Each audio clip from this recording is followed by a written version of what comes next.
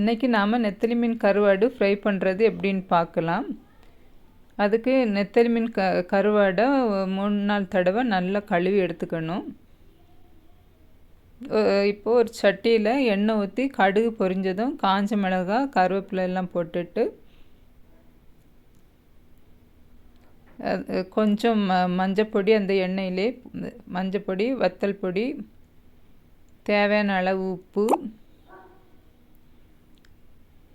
எல்லாம் போட்டு கொஞ்சம் அந்த பச்சை வாடை போனதும் அதிலே கழுவி வச்சுருக்கிற கருவாடை தட்டி நல்லா மிக்ஸ் பண்ணி விடணும். மசாலா கூட கருவாடு நல்லா மிக்ஸ் ஆனதும் மூடி வச்சு கொஞ்சம் நேரம் வேக வைக்கணும்.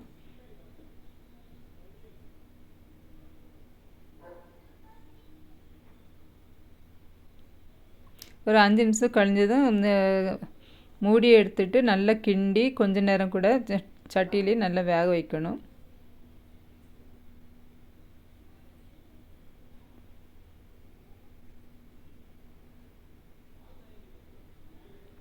கருவாடு மசாலா எல்லாம் நல்லா மிக்ஸ் ஆகி நல்லா வெந்து கிடைச்சதும் அடுப்பு ஆஃப் பண்ணிடலாம். தேங்க்யூ ஃபார் வாட்சிங்.